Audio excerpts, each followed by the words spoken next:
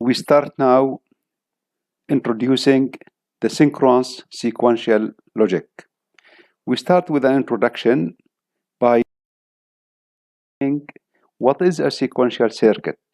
As we can see in this diagram, the sequential circuit consists of two parts: the combinational circuit part that we discussed in chapter 4 and memory elements.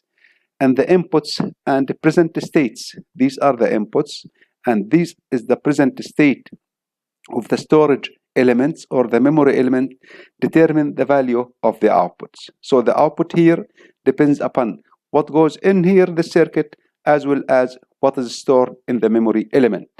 The next state of the storage element is also function of the external inputs as well as the present state of the memory, which means the memory can contain a 1 here or a 0, and depending upon the external inputs, it will be changed. So the next value will be stored.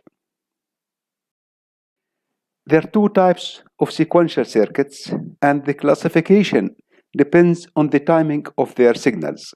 The first type, we call it synchronous sequential circuit, and the behavior of these circuits can be defined from the knowledge of its signals at discrete instants of time. So the word discrete here is the key word.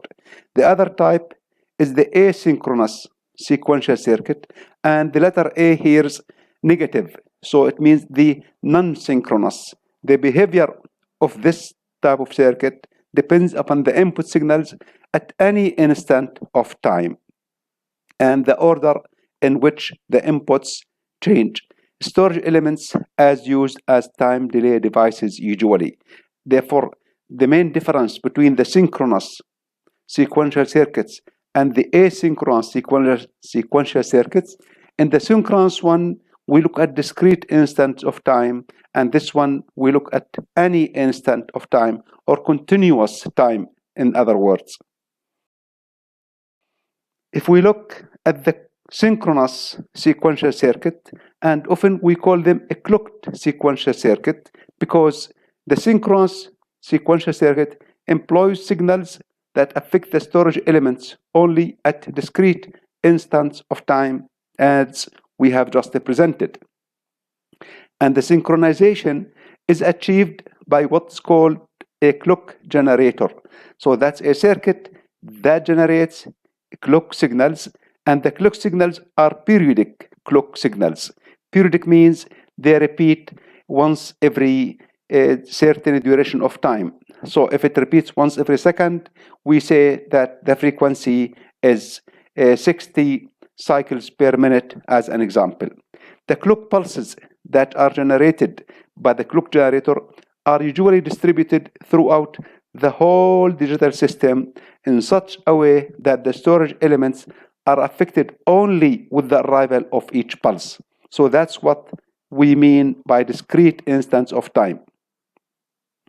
The storage elements that we use in the type of circuits are called flip-flops, and this we will explain later in this chapter.